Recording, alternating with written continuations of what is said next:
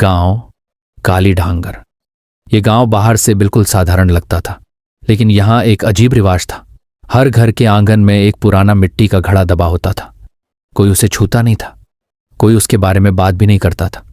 और सबसे अजीब बात, हर साल अमावस्या की रात एक नया घड़ा दबाया जाता था। अर्जुन कई साल बाद शहर से अपने गांव लौटा था। उसकी मां की तबीयत खराब थी। वो जैसे ही घर पहुंचा, उसने देखा आंगन के कोने में मिट्टी थोड़ी नई खुदी हुई थी और वहां आधा दबा हुआ एक मिट्टी का घड़ा रखा था। मां, ये क्या है? मां अचानक घबरा गई। उसे हाथ मत लगाना। अर्जुन चौंक गया। क्यों? मां ने नजरें चुरा ली। बस मत छूना। उस रात गांव में अजीब खामोशी थी। न कुत्तों के भौंकने की आवाज, न हवा की, बस एक भारी सन्नाटा। अर्जुन को नींद नहीं आ रही थी। करीब 1:30 बजे उसे आंगन से हल्की हल्की खटखट की आवाज आई। टक टक टक, जैसे कोई अंदर से घड़े को ठोक रहा हो। अर्जुन धीरे धीरे उठा, दरवाजा खोला, आंगन में गया। चांद नहीं था, अमावस्या थी। बस हल्की सी नीली रोशनी। जैसे ही वो घड़े के पास पहुंचा, आवाज बंद हो गई। सन्नाटा। उसने झुककर घड़े को ध्यान से देखा।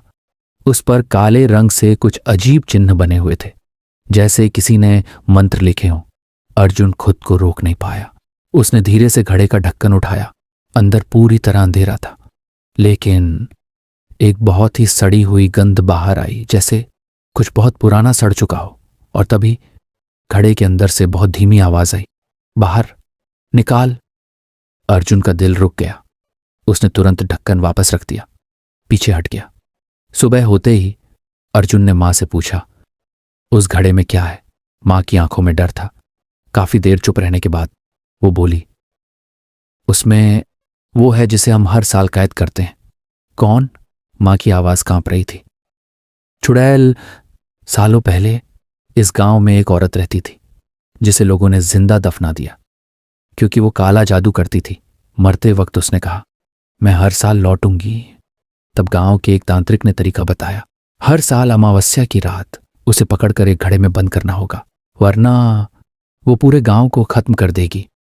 अर्जुन ने मां की तरफ देखा। मतलब हर साल वो बाहर आती है? मां ने सिर हिलाया। हां, और इस बार अच्छा, उसे किसने पकड़ा? मां की आंखों से आंसू निकल आए। इस बार वो खुद अंदर चली गई। अर्जुन, क्या मतलब? मां धीरे से बोली, वो किसी को ढूंढ रही है और उसने कहा है जब तक वो मिल नहीं जाता, वो घड़े से बाहर नहीं आएगी। अर्जुन के हाथ कांपने लगे, क्योंकि रात को उसने जो आवाज सुनी थी वो उसी का नाम ले रही थी। रात के वो शब्द अर्जुन अभी भी उसके कानों में गूंज रहे थे। वो आंगन में खड़ा था, उस घड़े को घूरते हुए। हवा बिल्कुल बंद थी, लेकिन फिर भी घड़े के आसपास की मिट्टी हल्की हल्की हिल रही थी। मां पीछे से आई। अंदर चल। अभी? अर्जुन ने बिना नजर हटाए पूछा। ये मुझे ही क्यों बुला रही है? मां कुछ सेकंड चुप रही, फिर बोली, क्योंकि वो तुझे पहचानती है। अर्जुन मुड़ा। कैसे? मां की आवाज टूट गई। क्योंकि तू उसका अधूरा काम है। घड़ी ने 12 बजाए। अचानक पूरा घर अंधेरे में डूब गया। बिजली चली गई।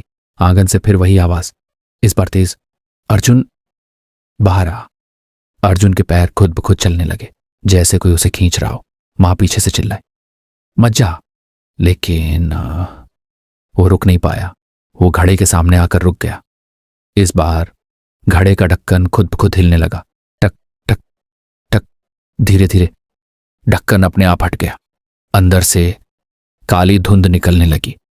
उस धुंध के अंदर 2 लाल आंखें चमकी।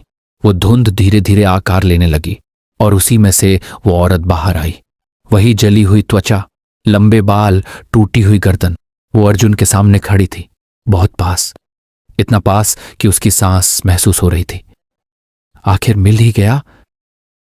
अर्जुन पीछे हटने की कोशिश करता है, लेकिन उसके पैर जम चुके थे। तू मुझे क्यों ढूंढ रही है? चुड़ैल मुस्कुराई।